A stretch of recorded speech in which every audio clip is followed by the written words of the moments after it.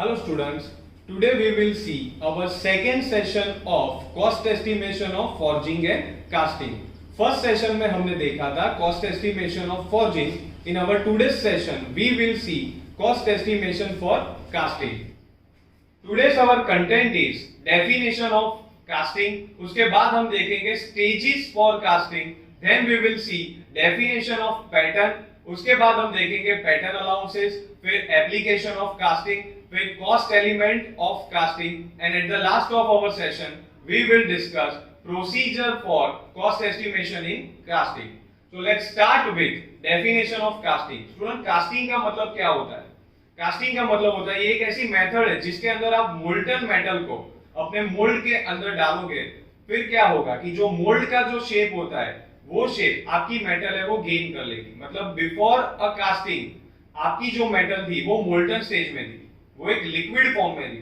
जब उसको आपने मोल्ड के अंदर पोर किया, मतलब मोल्ड के अंदर उसको आपने डाला, तो वो जो मोल्ड का शेप होता है वो at the end of casting process आपकी मेटल है वो गेन कर लेगी.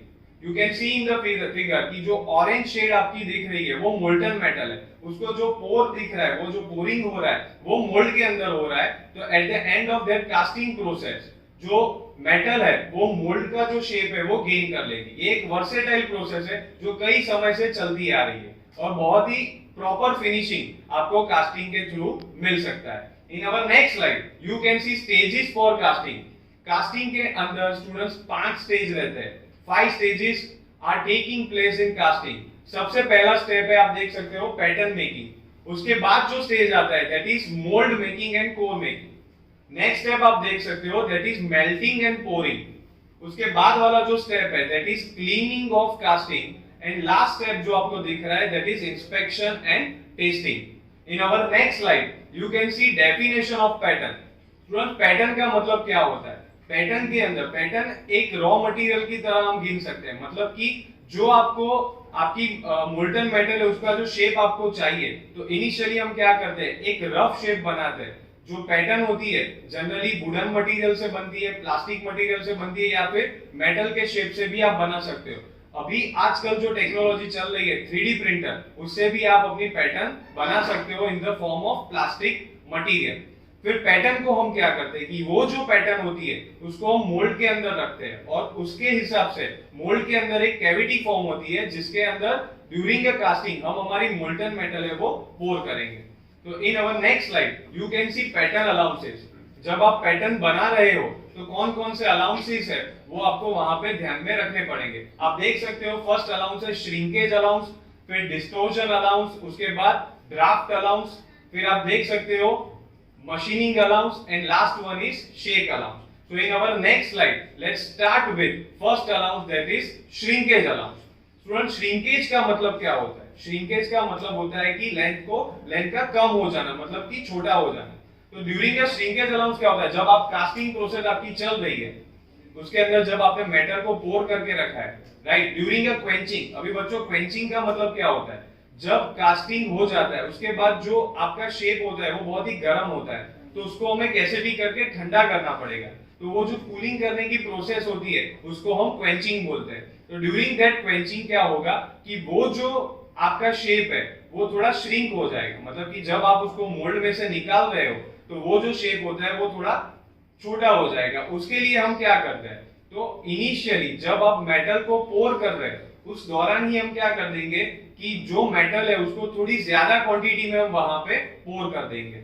अभी जो डिफरेंट मेटल्स रहती है उसके लिए श्रिंकेज की कई अमाउंट रहती है. जैसे कि आप देख सकते हो कास्ट आयरन के अंदर 10 mm पर मीटर लेंथ होता है. उसके बाद आप देख सकते हो ब्रास मटेरियल के अंदर 15 mm पर मीटर होता है. उसके बाद एल्यूमिनियम में आप देखो तो 13 mm पर मीटर की लेंथ वहां पे श्रिंकेज हो जाती है. और लास्ट में स्टील के अंदर आप देख सकते हो 21 mm पर मीटर लेंथ वहां पे होता है. In our next slide you can see a diagram of shrinkage allowance.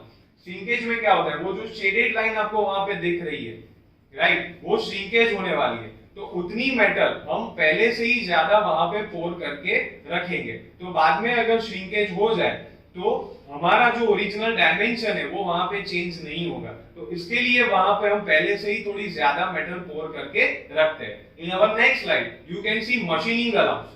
अभी जब कास्टिंग आपका हो जाता है, आप फिगर के अंदर देख सकते हो, जब कास्टिंग आपका हो जाता है तो ग्रे कलर का पोर्शन जो आपको दिख रहा है, ब्लैक वाला जो पोर्शन आप देख रहे हो वो आपकी ओरिजिनल प्रोडक्ट है, बट जो ग्रे पोर्शन आपको वहां पे दिख रहा है वो ग्रे पोर्शन आपको वहां से रिमूव करना पड़ेगा।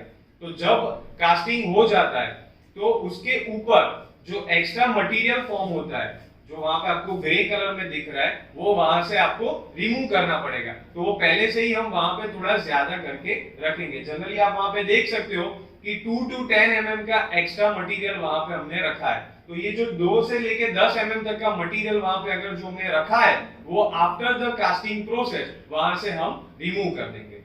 इन our next slide you can see draft allowance. अभी ड्राफ्ट अलाउंस की फिगर आप देख सकते हो, उसके अंदर क्लियरली मेंशन है कि जब जॉब को आप वहां से निकालते हो, मोल्ड में से जब आपको जॉब बाहर निकालना है, तो अगर आपकी जो जॉब की बॉर्डर है वो आपने स्क्वायर रख दी तो उसके दौरान क्या होगा, जो आपका मोल्ड है वो डैमेज हो जाएगा। आप फिगर में देख सकते हो कि जो इनिशियल स्टेज है, राइट, जो अगर ड्राफ्ट नहीं दिया है हमने तो मोल्ड के अंदर क्रैक्स फॉर्म हो जाती है, तो वो मोल्ड हमारा डैमेज कर देगा। वो डैमेज ना हो इसके लिए हम क्या करते हैं, तो दूसरी फिगर में आप देख सकते हो कि उसके लिए जो आपके जॉब है, जो आपके जॉब का शेप है, उसको हम टेपर कर देंगे। टेपर मतलब स्टूडेंट्स वहां पे हम स्लोप दे देंगे। जो सेकंड फिगर में आप देख सकते हो कि वहां पे हमने स्लोप दिया है, तो वो जो स्लोप है उसके हिसाब से क्या होगा, जब आप वहां से कास्टिंग को बाहर निकालते हो तो आपका जो मोल्ड है वो डैमेज नहीं होगा।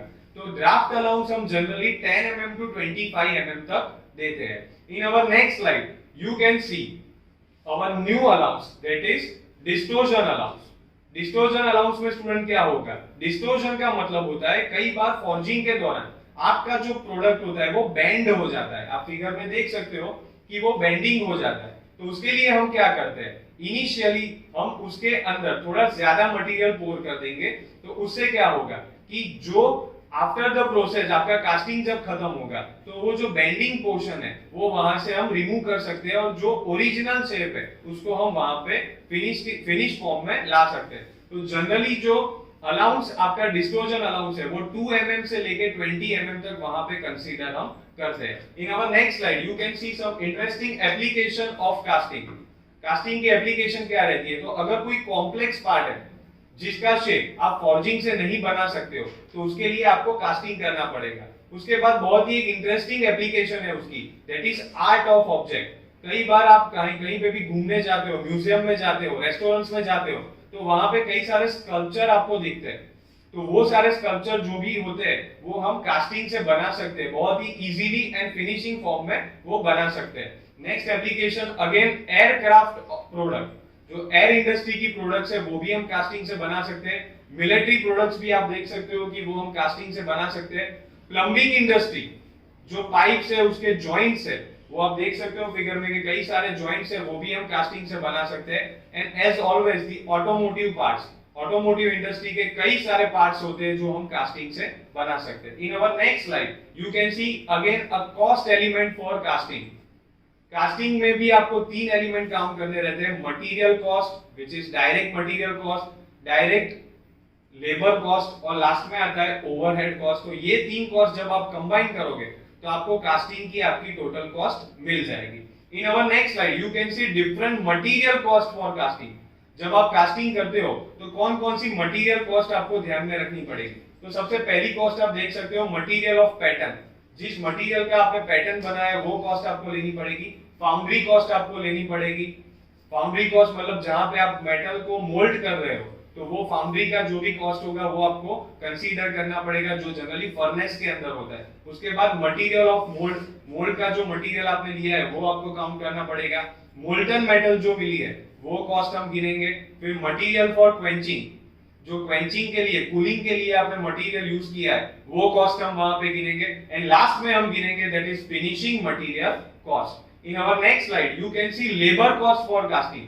कास्टिंग के लिए आपको कौन सी लेबर गिननी पड़ेगी स्टूडेंट्स, यहाँ पे आपको सबसे पहले पैटर्न बनानी पड़ती है तो पैटर्न मेकिंग का कॉस्ट हम वहां पे गिनेंगे। जो आपके लेबर ने पैटर्न बनाने के लिए टाइम लिया है वो वहां पे हम कंसीडर करेंगे।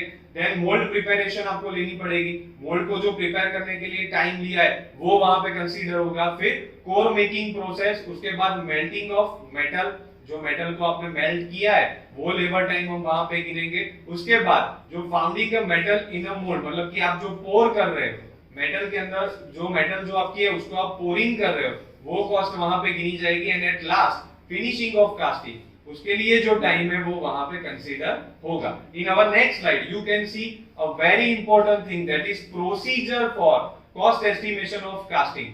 कास्टिंग के लिए क्या क्या स्टेप रहते हैं? तो सबसे पहला स्टेप है that is weight of shape equals to volume into density.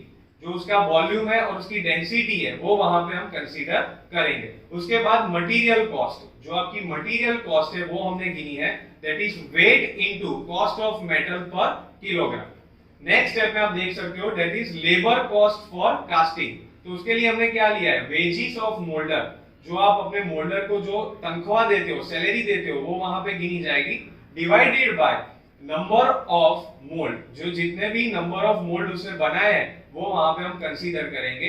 Then we will consider melting charge. जो मेल्टिंग चार्ज हमने लिया है वो वहां पे हम कंसीडर करेंगे। And at last overhead charge. जो ओवरहेड चार्जेस है वो जब आप मिला दोगे, मतलब कि material cost, labour cost and overhead charge, वो सब हमने जब कंबाइन किया तो हमें टोटल कॉस्ट मिल जाएगा फॉर अ कास्टिंग।